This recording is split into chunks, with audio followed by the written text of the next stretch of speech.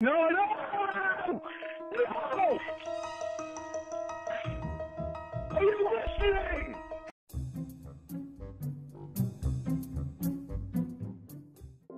Sean here, and I've been wanting to talk about this topic for a while. Now, I simplified a few things. I had all this stuff written out, all these bullet points, and I realized I was doing what I hate. Your peers, whoever you're trying to impress, a lot of times, and I use magic, but I'm going to use Hollywood for example. There are a lot of buzzwords that will get you covered. There are a lot of buzzwords that will get you hired. I mean, G4 TV, for God's sake, their interview process was just revealed to be why Batman needs to be canceled because he's rich and white. You had to answer that correctly. So right now, there are a lot of things you need to say to get hired and a lot of things you need to say to get on TV and to keep your job. So in the psych world, I'll just say that there are these conferences, conventions, all of these new buzzwords, all of these new hot topics. I try to keep up with them as much as possible. But for the most part, you pick up the lingo, you sling it around, you impress all your friends, and other than that, it doesn't really, none of those words help the patients. It's the concepts. And some of those words are just rehashes of old concepts with a little bit here, a little bit there, like magic tricks that were old. For example, there's a 4-card rollout you do in your fingers, and I'll keep this very short. Well, I did a variation of it, and all of a sudden, it became my variation, when in actuality, I didn't want any credit at all. Somebody else invented this. I just tweaked it a little bit. But that's how magic tricks work. The brand new version of whatever. So the point I am making, I say that a lot, and I usually don't make a point. But the point I am making is what I'm going to do today is take this crap and I'm going to simplify it and I'm going to give you the title that I came up with for it. A lot of you guys, I love your comments. And the ones that are just thanking me, I really love them. I appreciate it. I may not like and comment, but I do go back and read them at breaks during work, at night, when I need to calm my mind, when I need to kind of center myself so I can start the next day in a right frame of mind. So I really appreciate it. And I've heard some of the things I've said, the terminology I've used in other streams and other chats. It makes me happy. Not because I think I'm some smart guy, because I think we've all had the same points. We've all thought the same thing. But some people, I guess, just didn't know how to word it correctly. I figured this out a long time ago, way before I came along. And even just before I came along. Hell, while I came along, I hadn't made the points yet. But I think sometimes what I do is I help people package it up in a neat little ball. We all know he has a substance abuse problem. That's nothing new. We know that he's obsessive, compulsive, impulsive. We know he's controlling and manipulative. We also know there's a dash of ODD in there. And Lorne's going to do whatever Lorne wants to do. And so when he says, I never meant to go there, we know he did, because Lorne is going to do what Lorne wants to do. Regardless if it's wrong, regardless if he knows it's wrong, regardless if it's going to get him in trouble. And I'm going to explain it. This is the term I gave it. It's called the penalty paradox. Addicts, shopping addicts. Let's talk about that for a moment. Shopping addicts, buying stuff makes them feel good. People who have no money, buying things makes them feel good. Now that's not the penalty paradox. What the penalty paradox is, these are people who know they should be paying for the electric bill, they know they should be paying for groceries, gas for their car. They'll call in sick, call in gas to work. I've seen it. Hell, there was a time I was so broke, I did it. But what I'm getting at is that these people, it's what makes them feel good. They know they shouldn't do it. They know it gets them in trouble. But it makes them feel good. Now that's a small example. When we're talking about Lorne, this is much more severe. This is someone who did something, was given a penalty, And the only way to make themselves feel good, to deal with the penalty, to cope with it, is to do exactly what they got in trouble for. So people who drink, you're not allowed to drink. They go into a depression. They just can't handle it. And the only thing they've ever known that helps them get through that depression is drinking. So they reason it out. They tell themselves, I know I'm not supposed to drink, but if I only do it once a week, if I only do it a little bit, it'll be okay. And nobody will ever catch me. And this is so insignificant. Even if they caught me, they'd understand. The penalty paradox is doing something you're not supposed to make you feel better about not being able to do this something that you're not supposed to do. Lorne, don't get on the internet. Do not engage these people. Well, if I don't engage them, I'm lonely. So the only way I can deal with being lonely is if I engage them. But this time it'll be different. This time I will be more vigilant. This time I'll pay attention. And how does he do it? He uses all of the catfish women in the past against the current catfish women he's talking to. Look back at all of the times he's telling these women, I have to be careful. I have to protect myself. I do trust you. But it's everything that happened in my past. I have to be very careful. So let's do this. I'll put myself on mute, and you call that person, and you tell them exactly what I want you to tell them. Now couple that with how careful the catfish people are being.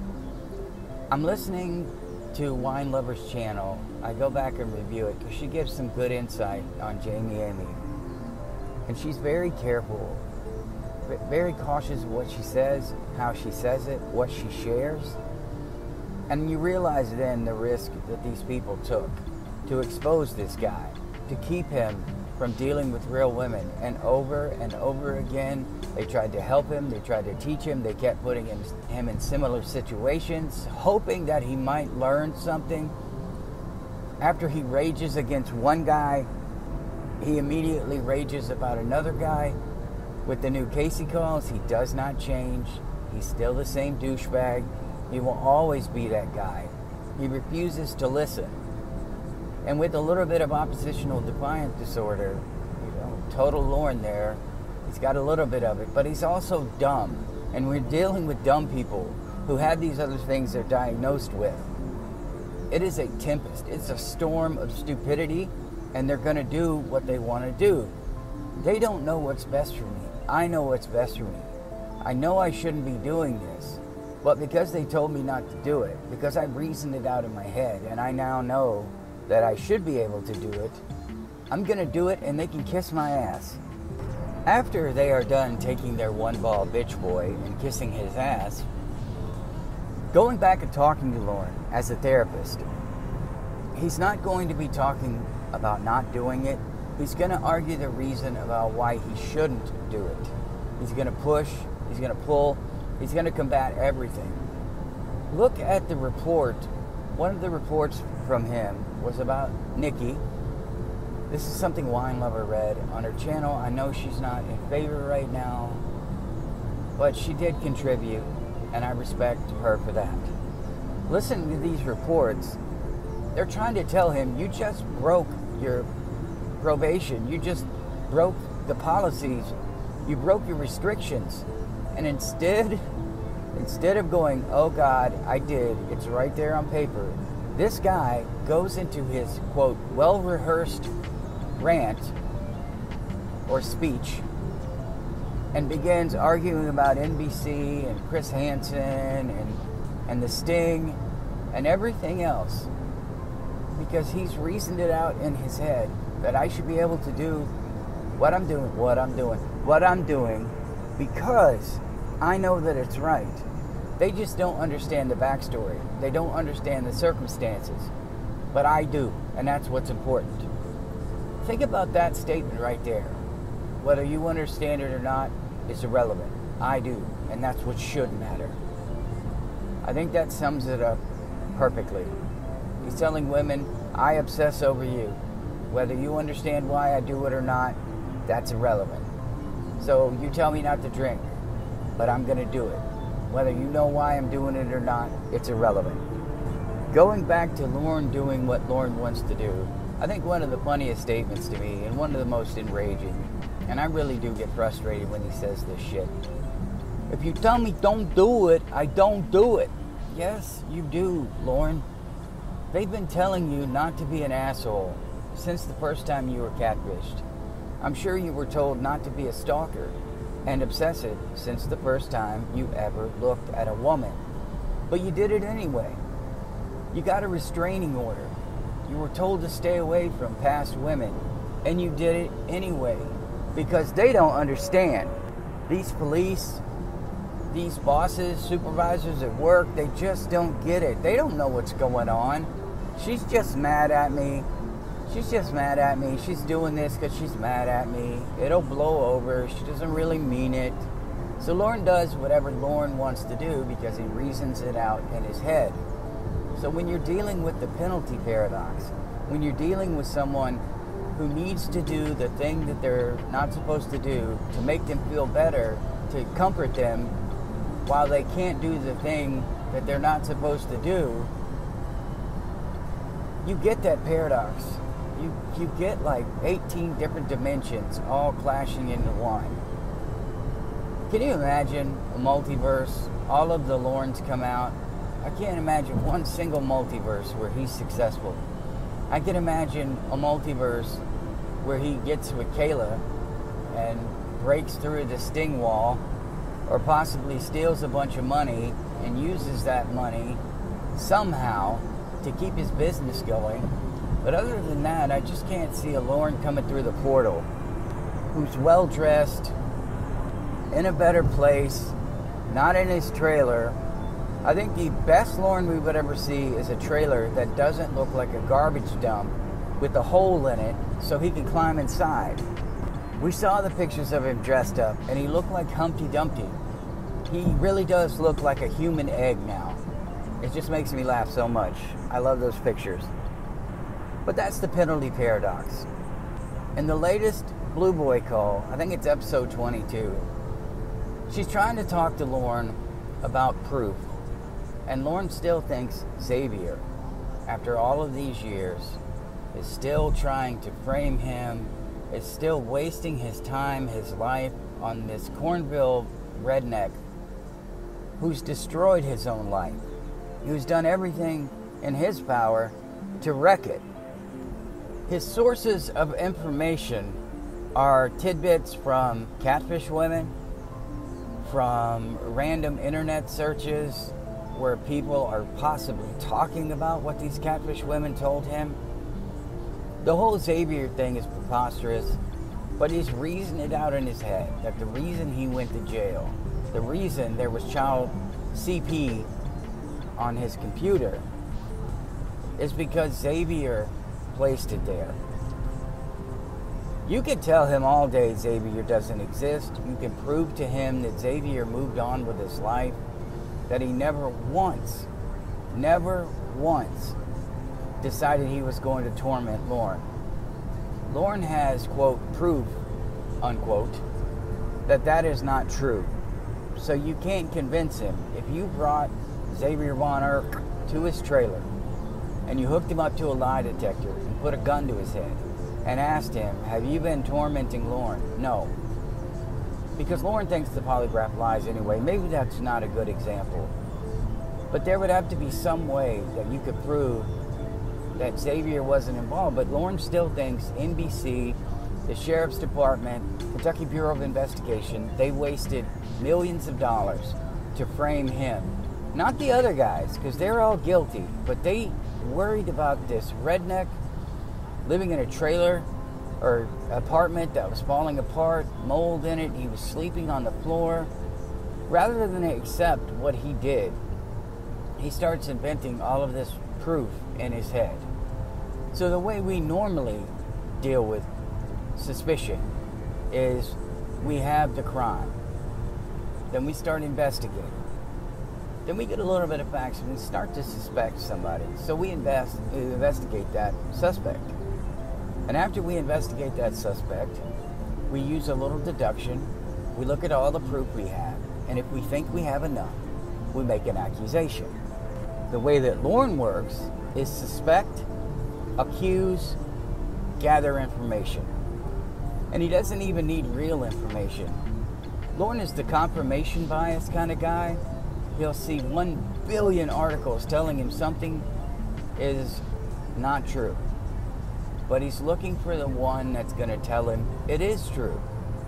His source of proof are people who don't exist. But that's not a red flag for him. Everything was ever told to him by these catfish women is false, except for that he's a douchebag and he has a lot of things he needs to work on, and that he's a monster and he's a stalker and he's obsessive, all of that. And I told you, because what the other stuff they told him was fake, that must have been fake too. But if that's fake, Lorne, if everything else they said was fake, so all the stuff they said about you was fake, then how could the stuff they said about Xavier be true? Hashtag Lorne Logic. Why is this important? Because Lorne thinks all of these women are cheating on him. He has no proof. He accuses. He has his suspicions. And then, and only then, does he try to get information. He starts making the rounds, calling all the different catfish people. The problem with Jamie Amy for him was there was no one he could call around to. He didn't have all of these people he could try to pry information from to prove that she was cheating on him. He didn't have that, and that's why he struggled and he got so angry.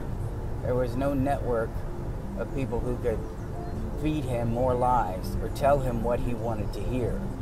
He wanted Casey to tell him what he wanted to hear. The whole thing about Xavier, she's throwing back in his face, asking, how do you have proof? What's the proof? Well, I know it to be true, so you're going to go to your lawyers, Lorne, and say, look, I don't have any proof, but this is actually what happened. Well, how do you know that, Lorne? A bunch of catfish told me this. Oh, well, I tell you what, Lorne, why don't you go ahead and get some proof before we spend tens of thousands of dollars putting surveillance on these people, doing a thorough investigation, hacking, tapping, whatever they're going to do. Why don't you get some proof, Lorne? He'll never have proof. All he'll ever have is the crap in his head that he's made up. So when we're talking about Lorne and proof, you know the terror that these women would be feeling, especially when he starts having his suspicions that they're cheating on him. I feel really bad for anyone that's ever been in his life. That's my video for today.